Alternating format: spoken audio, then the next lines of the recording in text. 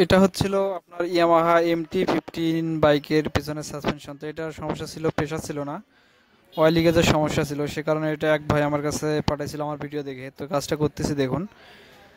তো এটা পুরোটা আমরা খুলে নিলাম, নেওয়ার পরে এখন হচ্ছিল আপনার সাসপেনশনটা পরিষ্কার করব, সমস্ত কিছু পরিষ্কার করব।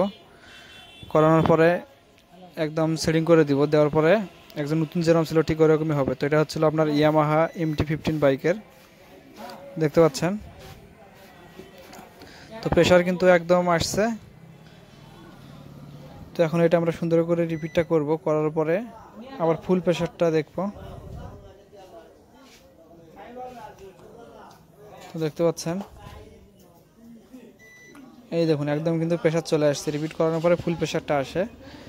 তো এটা হচ্ছিল ইয়ামাহা MT-15 বাইকের। তো আমরা হচ্ছিল সকল ধরনের সাসপেনশন কিন্তু কাজ করে থাকি। স্ক্রিনে দেওয়া নাম্বারে যোগাযোগ করে কাজগুলো আপনারা দিতে পারেন, সরাসরি আমাদের শপে আসতে পারেন, অথবা কুরিয়ারের মাধ্যমে পাঠিয়ে কাজগুলো আপনারা করতে পারেন। তো ভিডিওটা কেমন লাগলো অবশ্যই জানাবেন, আর পেজটা যারা এখনও ফলো করেন নাই অবশ্যই ফলো করে দিবেন। বাংলাদেশের শতকরা 100টা বাইকের মধ্যে 50 থেকে 60টা বাইকেরই সাসপেনশনের সমস্যা থাকে, সেগুলো আপনারা রিপেয়ারিং করে নিতে পারবেন। নতুন না কিনে এগুলো রিপেয়ারিং করে আপনারা নতুনের মতো চালিয়ে নিতে পারবেন, কোনো সমস্যা নাই। তো যাদের প্রয়োজন অবশ্যই যোগাযোগ করবেন, ইনশাআল্লাহ নতুনের মতোই কাজ করে দেওয়া হবে গ্যারান্টি সহকারে।